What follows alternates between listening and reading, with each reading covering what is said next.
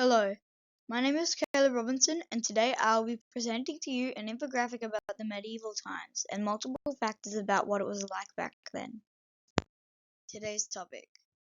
Today we will be taking a deep dive into the medieval times in Europe, learning about society back then, how they functioned, some of their conflicts and their living conditions, and some history about certain groups and organizations. When were the medieval times? The medieval times, also known as the Middle Ages, took place after the collapse of the Roman Empire in the 5th century CE, and ended 1,000 years later in the 15th century around the beginning of the Renaissance period, which was 522 years ago. What was it? Okay, cool, but you're probably wondering, what was the medieval times? What was it like, and why did it happen? Well, as we discovered, the medieval ages, commonly referred to as the medieval times, was a long age in the current era that these days is commonly romanticized with the building of castles and the rise of kings and queens among knights.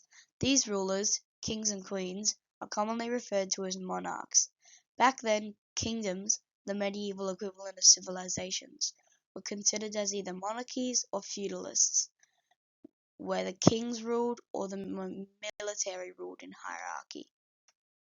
In the medieval times, life was harsher, and things like the everyday diet were not consistent of variety. The food was good but the same. Mostly fresh foods were consumed because there were very few preserves. So everything had to be served straight from the ground or from an animal that had only recently been killed. Kings back then were power hungry and could avoid the law easily, so the Magna Carta was introduced to stop this.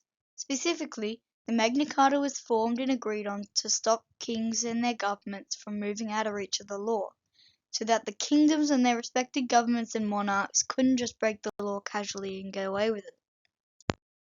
The creation story of the Magna Carta came down to a king who was forced into signing it by a group of barons who'd had enough of the king's unfair rule.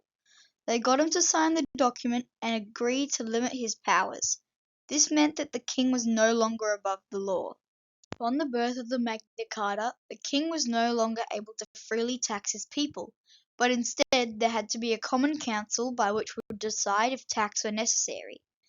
This led to the birth of democracy. Medieval architecture is characterized by its grand castles, towering cathedrals, and charming town structures. Castles were fortified structures built for defense, with features like drawbridges, thick stone walls, and imposing towers. Cathedrals, on the other hand, were magnificent religious buildings decorated with intricate stained glass windows, high vaulted ceilings, and high arches to support the weight of the structure. Town structures included timber-framed houses and market squares where people gathered for commerce. The architecture of the medieval era reflected the hierarchical society and the influence of the Catholic Church, showing the craftsmanship and engineering skills of the time. During medieval times, the Mongol Empire, led by Genghis Khan, caused great destruction through mass killings. They targeted entire groups of people based on their ethnicity, religion, or culture. This led to the devastation of civilizations in Central Asia and Eastern Europe. The Mongols' violent actions resulted in the loss of many lives and the destruction of cities and towns, leading to the downfall of many targeted civilizations. Mass destruction happened often back then, as the world wasn't nearly as civilly developed as nowadays, and war was still at a large in most kingdoms. Clashes between civilizations during the medieval times were frequent and had destructive consequences. The Crusades serve as a prime example of such conflicts.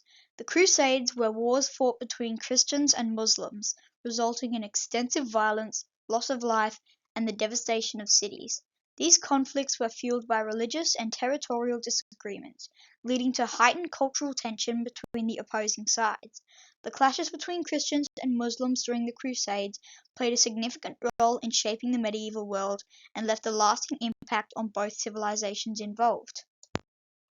Powerful empires played a role in destroying civilizations through conquest.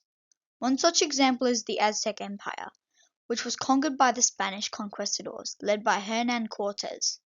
The Spanish had better weapons, and they also brought diseases that the Aztecs had no immunity to. The Spanish formed alliances with some indigenous people who were enemies of the Aztecs. These factors combined led to the downfall of the Aztecs, their cities being destroyed and their civilization being wiped out. External factors played a significant role in the destroying of civilizations. When Europeans explored the Americas, they brought diseases like the smallpox that the native populations had no immunity against. These diseases spread quickly, causing devastating epidemics that wiped out large numbers of indigenous people. Additionally, European colonization efforts led to permanent changes in the demographics and cultures of America. Native societies were displaced, their lands taken over, and their traditions and ways of life disrupted or destroyed. These external factors had a lasting impact on the indigenous civilizations of America. Plague or plagues. During the devastating time of the Black Death, we can use both terms to describe the widespread disease. The plague, also known as the Black Death, had three main types: bubonic, septicemic, and pneumonic. The bubonic plague spread by flea bites, causing painful swelling in the body. The septicemic plague entered the bloodstream, leading to organ failure and changes in skin color. Pneumonic plague, which easily spread through breathing, attacked the lungs and caused severe respiratory problems. Whether we talk about one type or multiple types, these plagues caused immense suffering, transforming societies and leaving a lasting impact on history. The plague, also called the Black Death, had a profound impact on medieval civilizations. This devastating disease caused widespread death and suffering, leading to significant changes in society. The loss of a large portion of the population resulted in labor shortages and disrupted economic activities. With fewer workers available, wages for laborers increased, giving them more bargaining power and leading to a decline in the feudal system. The plague also brought about changes in social structures, as surviving individuals had to adapt to a new reality. Additionally, the fear and grief caused by the plague affected people psychologically and emotionally.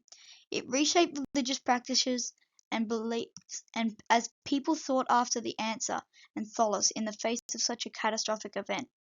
The consequences of the plague were far-reaching, bringing about social, economic, and cultural transformations in medieval civilizations. In conclusion, we have covered a lot, from the Magna Carta giving birth to feudalism and stable monarchies, which eventually led to democracy, to the plague, its impact on society, and how it changed the way some things are viewed. We have also covered multiple other things like the downfall of civilization and what led to their demise, their invasion or external factors like foreign disease turning out to be more potent to native people. Either way, thank you for sitting through my presentation and listening to what I have to say. Have a nice day.